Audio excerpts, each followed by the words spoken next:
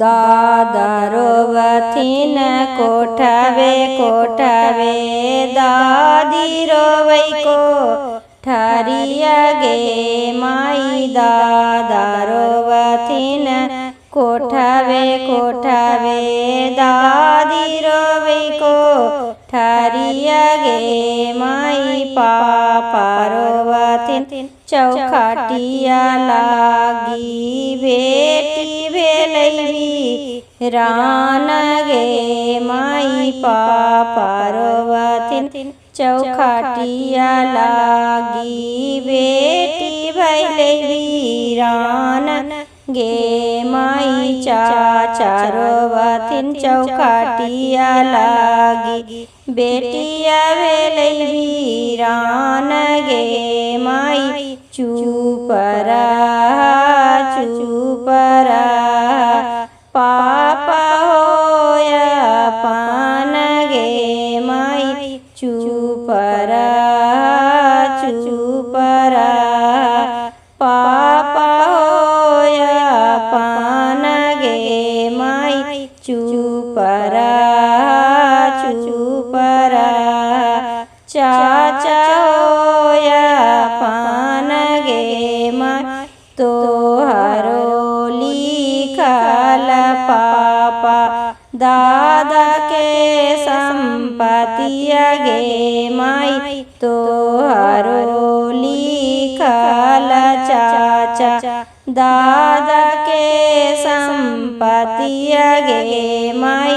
हमरो लिखल पापा जोगिया के संगवा गे माई। हमरो लिखल चाचा दूसरे दुआरिया गे माई। पापा रोवथिन कोठावे कोठावे, मम्मी रोवै कोठारिया गे माई। पापा रोवथिन कोठावे कोठावे, मम्मी रोवै कोठारिया गे माई। भैया रोवथिन चौखाटिया लागी, बहिनिया भेलैबी रान गे माई।